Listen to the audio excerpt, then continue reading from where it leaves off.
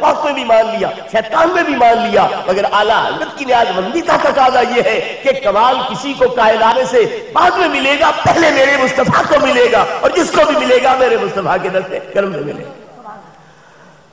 میرے بھائی براہین قاطعہ میں ان لوگوں نے یہ بات تسلیم کر لی کہ شیطان کو مشرق سے مغرب، شمال سے جنوب تک زمین پہ رہنے والی ساری مخلوق کا علم محیط ہے، ملک الموت کو تمام کائنات کا علم محیط ہے، اور وہ لکھتا ہے کہ الحاصل غور کرنا چاہیے کہ شیطان اور ملک الموت کا حال دیکھ کر علم محیط زمین کا فخر عالم کے لیے ماننا شرک نہیں تو ایمان کا کون سا حصہ ہے؟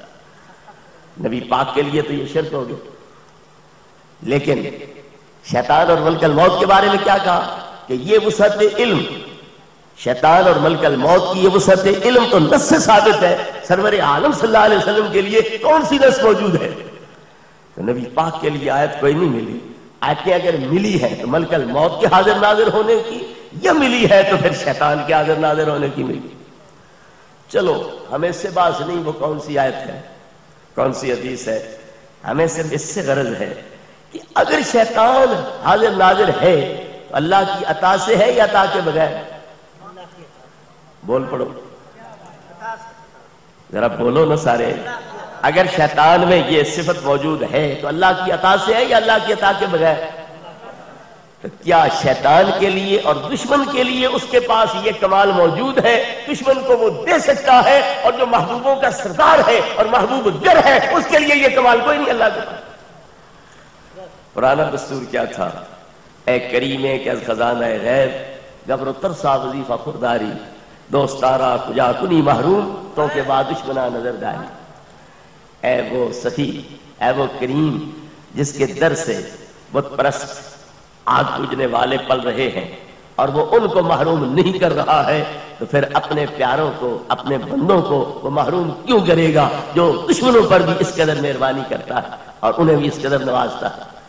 تو پرانا دستور تو یہ تھا کہ جس کے دروازے سے دشمن بھوکا نہ جائے، دشمن خالی دامن نہ جائے۔ دوست خالی دامن کیسے جا سکتے ہیں؟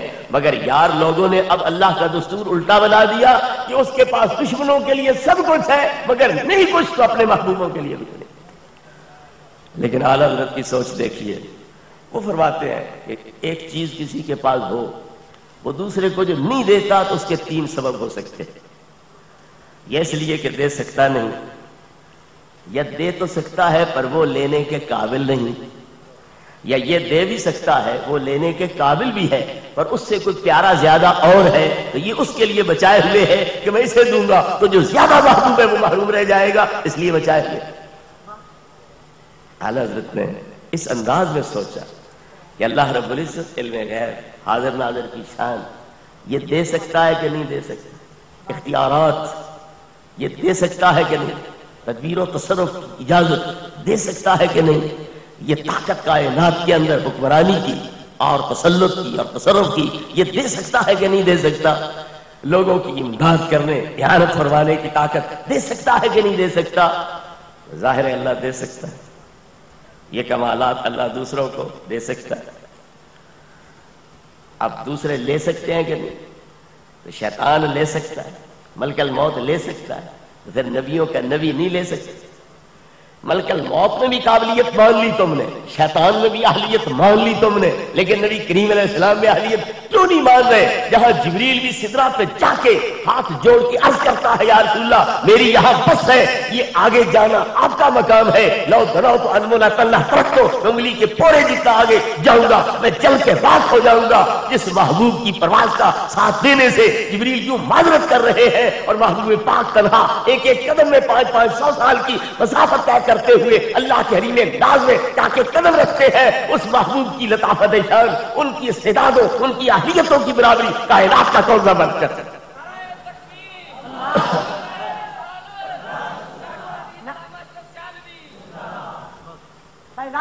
امام احمد رضا ارے بھائیو، جبریل امین دیکھ رہا تھا کہ یہ محبوب دستار سمیت جا رہے، کرتے سمیت جا رہے، چادر سمیت جا رہے۔ میں جوڑوں کی بات نہیں کرتا کیونکہ علماء ظاہر اس کے قائل نہیں ہیں، صحیح حدیثوں سے انہیں یہ ثبوت نہیں ملا کہ آپ جوڑوں سمیت گئے۔ البتہ صوفیاء کرام اس کے قائل ہیں کہ نبی کریم علیہ السلام جوڑوں سمیت گئے، لیکن آگے وہ پھر یوں کہہ دیتے ہیں کہ آپ کی بشریت آپ کے لیے نالین بن گئی تھی اور آپ کی حقیقت بشریت کے نالین پہن کر عرش اولا پہ جا رہی تھی۔ اس لیے میں وہ بات نہیں کرتا، لیکن کپڑے تو ہر کوئی مانتا ہے، دستار تھی، کرتا تھا، چادر تھی، اور جبریل دیکھ نہیں رہا تھا کہ یہ کپڑے ساتھ جائیں گے، تو پھر جبریل اپنے آپ کو ان کپڑوں سے بھی عاجز مان رہا ہے کہ یہ کپڑے جا سکتے ہیں، یہ نہیں جل سکتے، اور خود وہ کہتا ہے میں جل جاؤں گا۔ تو پھر اندازہ کرو کہ جبریل اپنے آپ کو نبی پاک کے برابر ماننا تو دور کی بات ہے، جو سوتی کپڑے نبی پاک کے بدن اقدس سے لگ گئے، ان کے اندر جو آپ کے مساس کی وجہ سے اہلیت پیدا ہوئی، جبریل اپنے آپ کو ان کے برابر بھی نہیں قرار دے رہا۔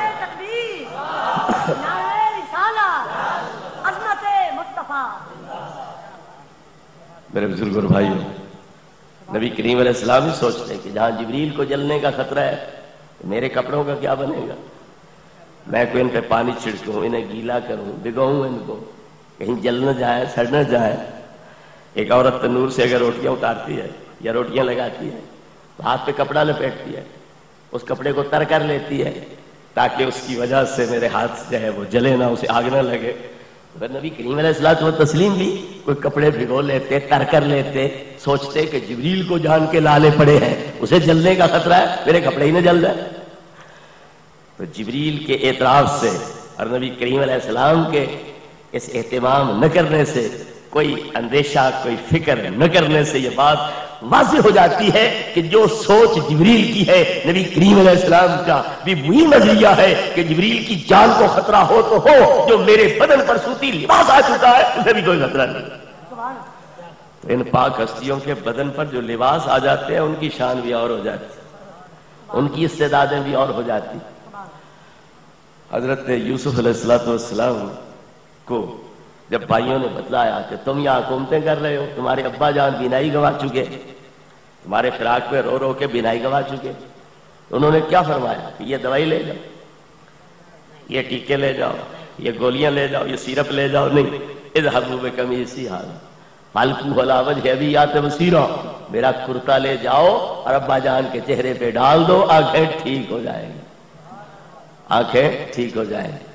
باذن اللہ کا لفظ کوئی نہیں بولا، کیوں مولانا؟ باذن اللہ کوئی نہیں کہا، انشاءاللہ کوئی نہیں کہا، یات بصیرا، بس لے جاؤ کرتا، چہرے پہ ڈالو، فوراً آنکھیں ٹھیک۔ اور قرآن گواہی دے رہا ہے فلما ان جاء البشیر فالقاہ علی وجہہ فارتد بصیرا، جب یعقوب علیہ السلام کے بڑے بیٹے یہودا وہ کرتا لے آئے، حضرت یعقوب کے چہرے پہ ڈالا تو فوری طور پر ان کی آنکھیں ٹھیک ہو گئی۔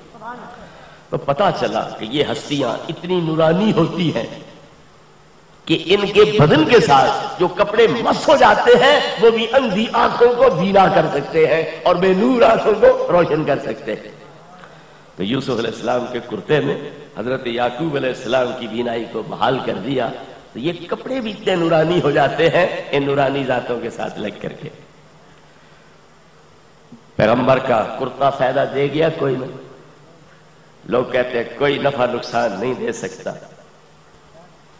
نبی نفع نقصان نہیں دے سکتا، کل لا املک لنفسی ضرا ولا نفع، میں اپنی ذات کے لیے بھی کسی نفع نقصان کا مالک نہیں، مگر قرآن کہہ رہا ہے کہ پیغمبروں کے کرتے بھی نفع دیتے، نابینا لوگوں کی بینائی بحال ہو جاتی ہے، بے نور آنکھیں نورانی بن جاتی ہے، اور یہ پیغمبر کا عقیدہ ہے کہ میرا کرتا بھی نفع دیتا ہے۔ اس لیے حضرت یعقوب کی بینائی کی جب شکایت کی گئی ان کے سامنے کہ وہ زائل ہو چکی ہے تمہارے فراق میں رو رو کے، تو فرمایا کرتا لے جاؤ، بینائی بحال ہو جائے گی۔ حضرت یوسف علیہ السلام کا عقیدہ کیا ہوا؟ میرا کرتا نفع دے سکتا ہے کہ نہیں؟ حضرت یعقوب کے پاس پہنچ گیا کرتا، وہ کہتے نا یہ شرک ہے، میں نہیں چہرے پہ رکھتا، میں اس غیر اللہ سے اور غیر اللہ کے کپڑے سے کیوں مدد مانگوں؟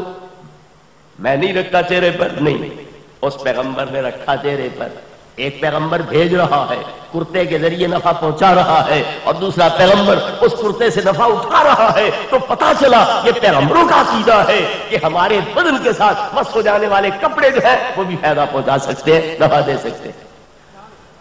بہرحال جو بات میں نے عرض کرنی تھی وہ یہ تھی کہ پیغمبر کے کپڑوں کی شان نرالی ہو جاتی۔ حضرت رومی علیہ رحمت فرماتے ہیں نبی کریم علیہ الصلوۃ والتسلیم گھر تشریف لائے حضرت ام المومنین عائشہ صدیقہ کے پاس، تو وہ یہ دیکھ کر حیران رہ گئیں کہ باہر تو زوردار بارش ہے اور نبی پاک کے کپڑے خشک، آپ کا بدن خشک ہے، اتنی زوردار بارش کے ہوتے ہوئے یہ خشک کپڑوں کے ساتھ، خشک بدن کے ساتھ آپ اندر کیسے آ گئے؟ تو سوال ہی کر دیا یا رسول اللہ باہر زوردار بارش ہے، آپ کا بدن خشک کپڑے خشک، یہ کیا معاملہ؟ آپ حیران ہوئے، بارش تو ہے کوئی نہ، عائشہ کہتی کیا ہے؟ فرمایا سر پہ کپڑا کون سا کیا؟ حضور آپ کی چادر ہے۔ فرمایا یہ اتارو، اتار دی۔ اب ہے بارش؟ نہیں حضور اب تو کوئی نہیں۔ تو فرمایا نیستی بارہ ازی ابرے شما ہست بارہ دیگر سوا، یہ تمہاری بادلوں کی بارش نہیں تھی، یہ اللہ کی رحمت کی بارش تھی کہ میرے کپڑے کی برکت سے تمہیں نظر آ رہی۔ تو پتا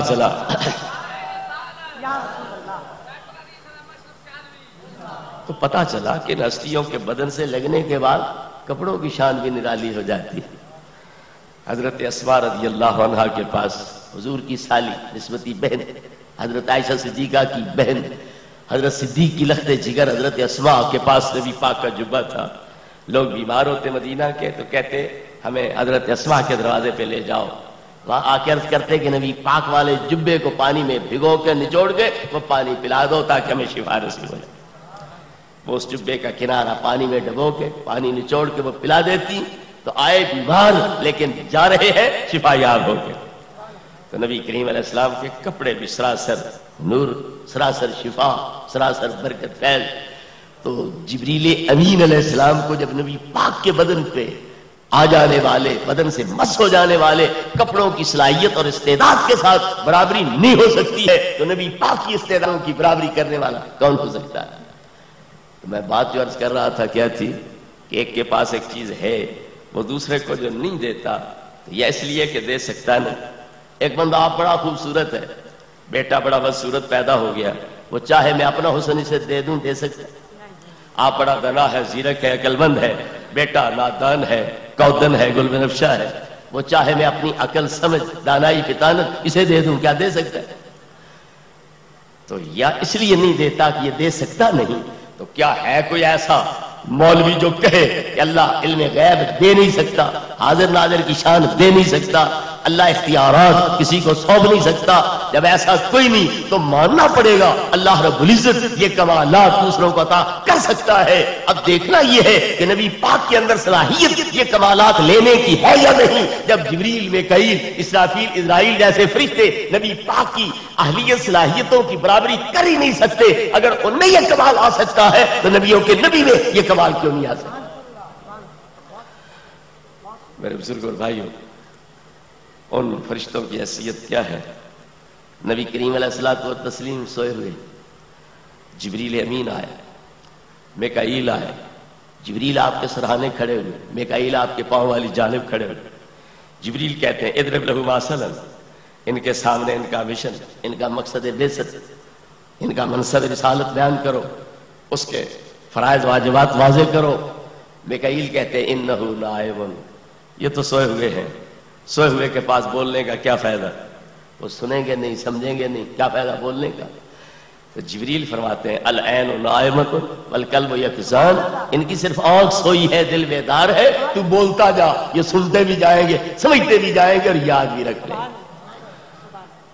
جو بات میں نے عرض کرنی ہے وہ یہ ہے کہ میکائیل ان 4 فرشتوں میں سے ایک ہے جو رسول ہیں فرشتوں میں سے، اور روزی پہنچانا ہر مخلوق کی یہ میکائیل کی ذمہ داری، اللہ نے یہ ڈیوٹی، یہ ذمہ داری میکائیل کو سونپ رکھی ہے۔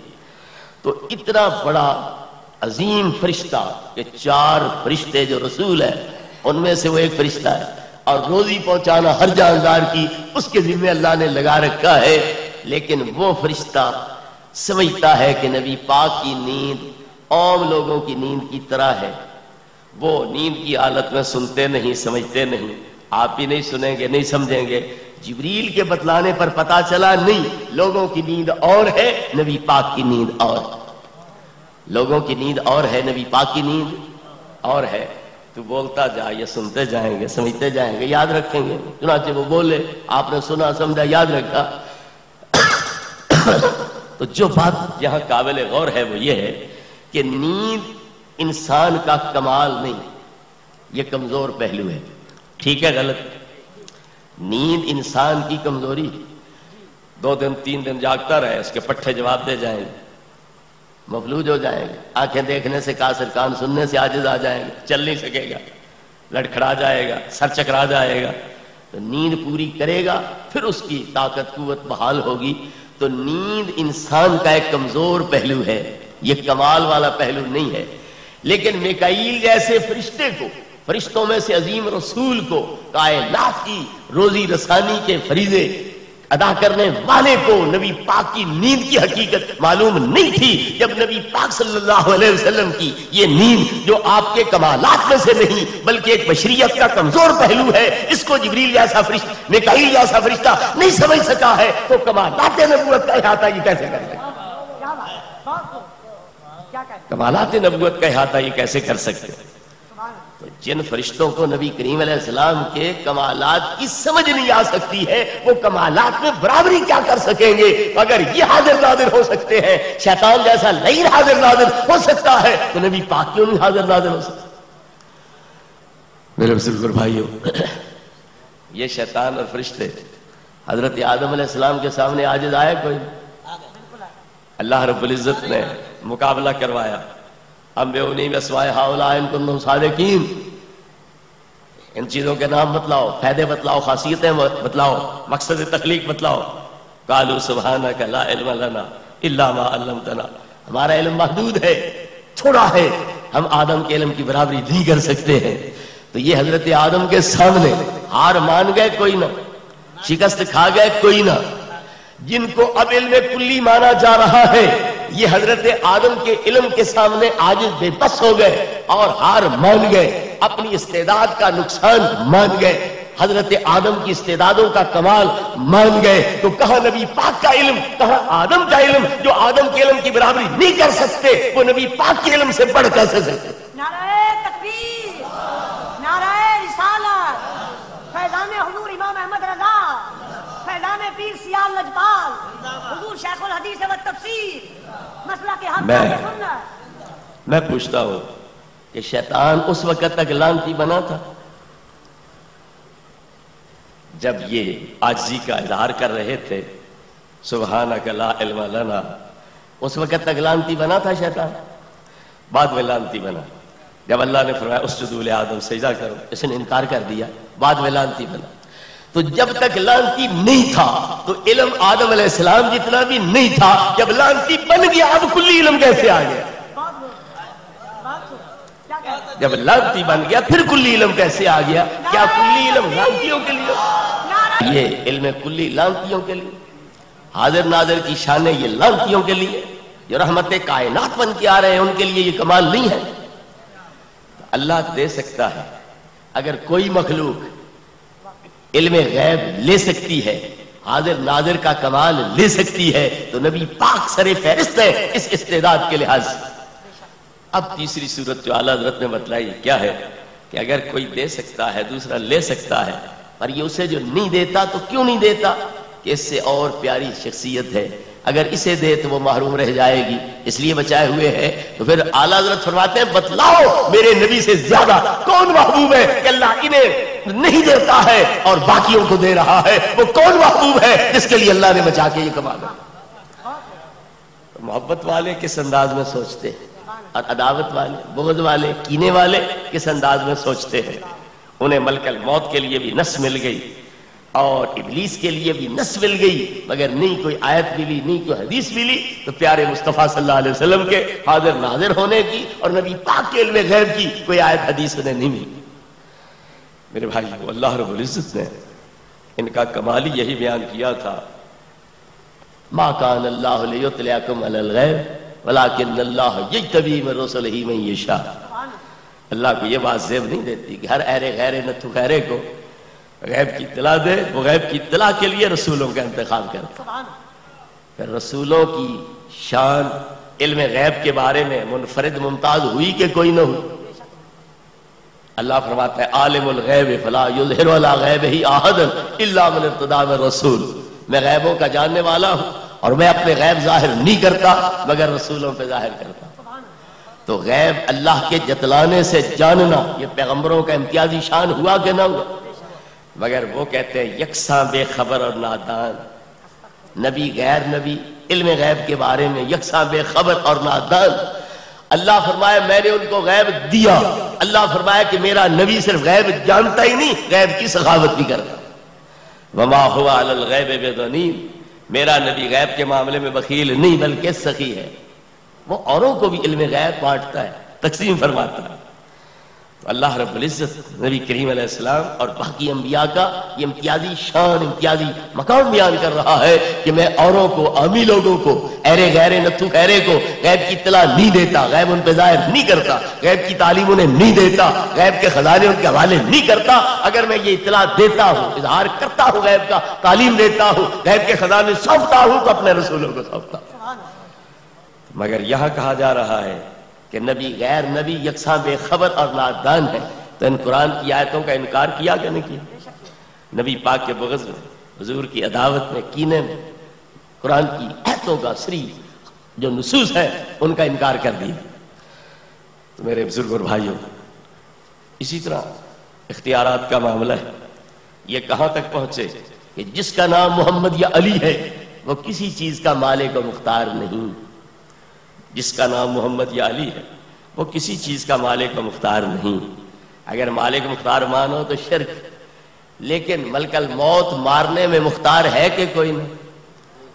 قل یتوفاکم ملک الموت الذی وکل بکم. تمہیں کون فوت کرتا ہے؟ وہ ملک الموت جو تم پر مقرر کیا گیا ہے. تو ملک الموت کو مارنے کا اختیار اللہ نے دیا کوئی نہیں. میکائیل کو روزی پہنچانے کا اختیار دیا کہ کوئی نہیں.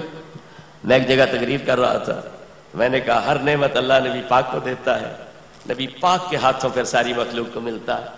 تو ایک مولوی صاحب بولے نہیں روزی تو میکائیل پہنچاتا ہے. یار ٹھیک ہے تم ہمارے ساتھ جھگڑتے ہو, ہم نہیں جھگڑتے. روزی میکائیل تقسیم کرتا ہے ہم مانتے ہیں, لیکن ذرا یہ تو بتلا کہ میکائیل میرے نبی کا غلام ہے کہ نہیں, امتی ہے یا نہیں. وہ میکائیل جسے تم روزی رساں سمجھتے ہو وہ نبی پاک کا امتی ہے یا نہیں ہے؟ اور شرم کرو, امتی کے لیے تو روزی رسانی کا اختیار تسلیم کر رہے ہو اور نبی کے لیے تم اس کو شرک ثابت کرتے ہو. تو پیر آپ تو لنگر نہیں چلاتے, لنگر مریدوں کے حوالے کرتے ہیں, کسی خلیفے کے حوالے کرتے ہیں. تو نبی پاک کو خزانے اللہ نے دیے, نبی پاک نے اپنے امتیوں میں سے جس کو مناسب سمجھا تقسیم پہ معمور کر دیا. وہ نبی پاک کے دائب کی حیثیت سے تقسیم کر رہے ہیں. کوئی یہ سمجھے کہ میکائیل اپنی طرف سے دے رہا ہے, یہ شرک ہے یا کوئی؟ اگر کوئی یہ سمجھے کہ میکائیل اپنی طرف سے دے رہا ہے تو یہ عقیدہ شرک ہے کہ کوئی؟ کوئی یہ عقیدہ رکھے کہ ملک الموت اپنی طاقت پاور سے مارتا ہے, اللہ نے اسے کوئی نہیں دی, اپنی طاقت پاور سے مارتا ہے, یہ شرک ہے یا نہیں؟ اگر فرشتوں میں اختیارات اللہ کی عطا سے مانو یہ شرک نہ ہو تو نبی کریم علیہ الصلوۃ والتسلیم نے اللہ کی عطا سے یہ کمالات اور اختیارات اور تدبیرات اور تصرفات مان لینا یہ کون سا شرک بن جائے گا؟ وہ سب نائب آپ کے سپاہی, آپ کے خادم, نبی کریم علیہ السلام خلیفہ علی الاطلاق فی سب اتباق, اور پوری کائنات میں نبی کریم علیہ السلام اللہ رب العزت کے خلیفہ اول اور خلیفہ اعلی ہے. تو پھر اصل اللہ رب العزت کی طرف سے اختیارات نبی پاک کو سونپے گئے, آگے نبی پاک کے ہاتھ میں یہ کمالات ان فرشتوں کو تقسیم ہو رہے ہیں. لہذا مسئلے میں جھگڑا کوئی نہ ہوا کہ غیر اللہ کی دی ہوئی طاقت سے تصرف کر سکتا ہے, تدبیر کر سکتا ہے, انتظام کر سکتا ہے, روزیاں تقسیم کر سکتے ہیں, زندوں کو مار سکتے ہیں, مرے ہوئے کو زندہ کر سکتے ہیں. اسرافیل پہلی مرتبہ سور پھونکے گا سب زندوں کو مار دے گا, یکدم سب ختم. 40 سال کے بعد دوبارہ پھونکے گا, اگلے پچھلے مرے ہوئے سارے زندہ ہو جائے گا. ایک لمحے میں سب زندوں کو ختم کیا, اور 40 سال بعد ایک لمحے میں سب اگلے پچھلے مرے ہوئے کو زندہ کر دیا. تو یہ اپنی ذاتی پاور یا اللہ کی عطا؟ تو ادھر عطا سے یہ اختیارات مانو شرک نہیں، تو وہ امتی ہے، وہ غلام ہے، نبی پاک کے سپاہی ہے۔ میدان بدر کے اندر جبریل بھی، میکائیل بھی، اسرافیل بھی، ہزاروں فرشتے ساتھ لے کر نبی پاک کی خدمت کے لیے، آپ کے دین کی نصرت کے لیے، صحابہ کرام علیہ رضوان کا حوصلہ بڑھانے کے لیے سپاہی بن کے حاضر ہو گئے۔ تو نبی پاک کے یہ لشکری ہے، نبی پاک کے یہ سپاہی اور خادم ہے۔ اگر ان میں اللہ کی عطا سے یہ اختیارات ہو سکتے ہیں، پھر نبی کریم علیہ الصلوۃ والتسلیم جو سب سے محبوب، سب سے مکرم اور مقصود باری ہے اور مقصد تخلیق کائنات ہے، ان کے اندر یہ کمالات کیوں نہیں ہو سکتے؟ میرے بزرگوں اور بھائیوں، تو اعلیٰ حضرت عظیم البرکت نے ان مولویوں کے ساتھ اختلاف اس بنا پر کیا کہ نبی کی شان گھٹاؤ نہیں، جو اللہ نے عطا کی ہے اسے کھل کے بیان کرو، نبی پاک کی وہ شان بیان کرو۔ اور یہ اللہ رب العزت کی اپنی منشا ہے کہ میرے نبی کی شان اجاگر ہونی چاہیے، لوگوں کو پتہ چلنی چاہیے، تاکہ نبی پاک کے بارے میں وہ صحیح عقیدہ رکھ سکے اور صحیح عقیدت ان کو نبی پاک سے پیدا ہو سکے۔ اللہ کیا فرماتا ہے؟ اما بنعمت ربک فحدث، محبوب جو اللہ نے تمہیں نعمتیں بخشی ہیں وہ لوگوں کو بیان کرو، جو اللہ نے تمہیں انعام عطا کیے ہیں وہ لوگوں کے سامنے بیان کرو۔ اللہ نے بیان کروائے کہ کوئی نہیں؟ اللہ رب العزت کے حکم کی تعمیل میں پھر نبی پاک نے فرمایا انا سید الناس یوم القیامہ ولا فخرا، آدم ومن دونہ تحت لواء یوم القیامہ ولا فخرا، میں تمام لوگوں کا قیامت کے دن سردار ہوں گا، اور آدم علیہ السلام سے لے کر حضرت عیسیٰ تک تمام پیغمبر میرے جھنڈے کے نیچے ہوں گے۔ انا قائد المرسلین، میں تمام رسولوں کا قائد ہوں گا۔ انا اول شافع اول مشفع، سب سے پہلے شفاعت کرنے والا میں ہوں گا، مقبول شفاعت کی سب سے پہلا میں ہوں گا۔ انا اول من یحرک حلق الجنہ، سب سے پہلے جنت کے دروازے کھٹکھٹانے والا میں ہوں گا، سب سے پہلے اللہ کھلوائے گا دروازے تو میرے لیے کھلوائے گا۔ یہ شانیں کیوں بیان کی؟ تاکہ لوگوں کو پتہ چلے اور آپ کے خداداد شانوں کے مطابق وہ عقیدہ بھی رکھے اور آپ سے عقیدت و محبت بھی رکھے۔ تو جب سنت یہ ہے، اللہ رب العزت کی مرضی منشا یہ ہے کہ میرے نبی کی شانیں اجاگر ہونی چاہیے، کمالات لوگوں کے سامنے آنے چاہیے، تو پھر اعلیٰ حضرت عظیم البرکت نے اللہ رب العزت کی اس مرضی کو، منشا کو روبکار لاتے ہوئے، اس کے مطابق عمل پیرا ہوتے ہوئے نبی پاک کی شانوں